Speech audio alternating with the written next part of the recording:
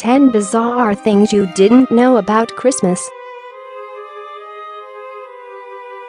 This list is more completely named 10 Bizarre Things That You Did Not Know About Christmas and Probably Didn't Want to. I love Christmas, and I love bizarre, morbid, and just plain weird trivia. I tried to have a varied selection of somewhat obscure trivia in the hopes that you would learn something about Christmas that not only did you not know, but hopefully that you really wished that you still did not know. So, without further ado, the list. 10 Incest, Corpses, and Jesus. What do incest, an embalmed corpse, and the baby Jesus have in common? Most people know that, according to the Bible, the Magi brought myrrh as a gift to the infant Jesus, along with gold and frankincense. Some people also know that myrrh, dried tree sap, was used as an embalming ointment or as incense for funerals and cremations to mask the smells. Few people know that, according to Ovid's Metamorphoses, myrrh trees originated as a result of Myrrha's lust for her father, Cinyras. With the connivance of her nursemaid, Myrrha repeatedly had sex with her unsuspecting father. When her father realized Myrrha's identity and that he had been boinking his daughter, he attempted to kill her, but she escaped.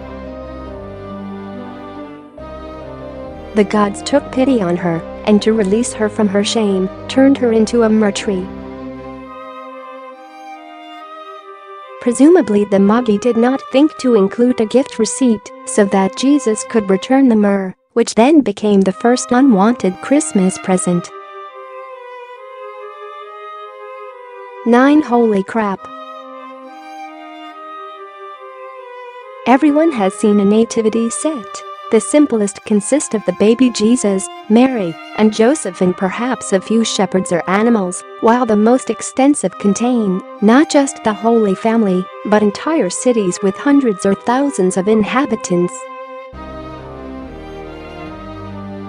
In parts of Spain, Portugal, and Italy, one of these figures will often be the caganer. While traditionally the figure of a Catalan peasant, now it can be any person, Santa Claus, or the devil, so long as they are in the act of defecating. The caganer is usually placed in a discreet location, not in close proximity to the manger. Presumably this is so as not to contaminate the animal's drinking water, one guesses. 8 Dead kids. Rub-a-dub-dub, 3 dead kids in a tub.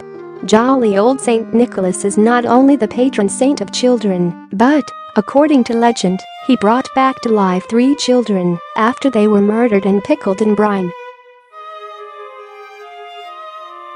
Supposedly the 3 children spent the night at the house of an innkeeper or a butcher, who then killed, gutted, dismembered and pickled the youngsters, and was planning to pass off their remains as pork. Saint Nicholas happened along and miraculously resuscitated, reassembled, and reanimated the youths.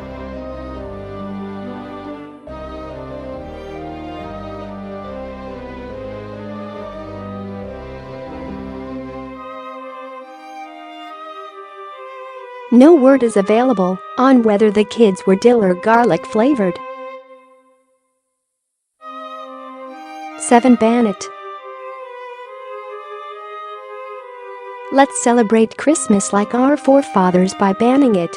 Here in the United States, every year we have our traditional argument over whether or not left-wing liberals, the commie agitators, Jews, the government, big business, or any combination thereof are involved in a nefarious plot to destroy Christmas. Most proponents of this theory endorse a return to Christmases such as in the olden days, apparently unaware that, From 1659 to 1681, Christmas was actually banned in Massachusetts.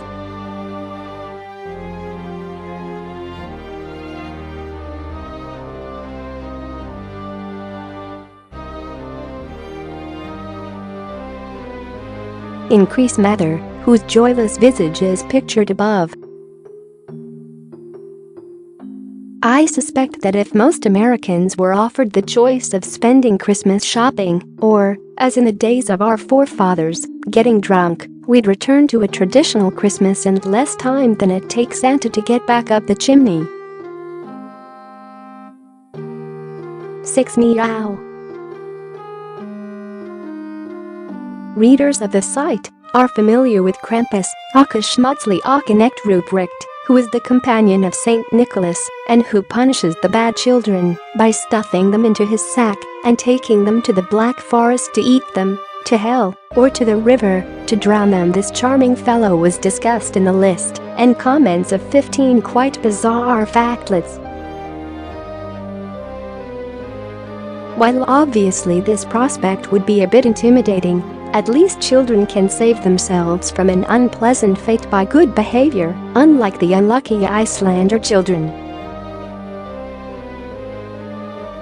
According to an old Icelandic tradition, everyone has to get one new piece of clothing for Christmas. Anyone who did not was in danger of being eaten by the Christmas cat, a large vicious black feline who belonged to a family who were descended from trolls. Children who did not behave were eaten by the ogress troll mother herself. Rumor has it that Walmart is considering suggesting that the Christmas cat had kitties who emigrated around the world in an attempt to increase next year's Christmas clothing sales. 5. Uncle Poop. One of the more unusual bearers of Christmas presents with a unique delivery method is the cogatio, pooping uncle, or, in this case, pooping tree trunk.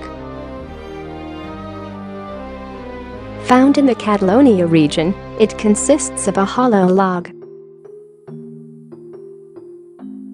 Beginning at the Feast of the Immaculate Conception, the family feeds the Tio and covers him with a warm blanket each night.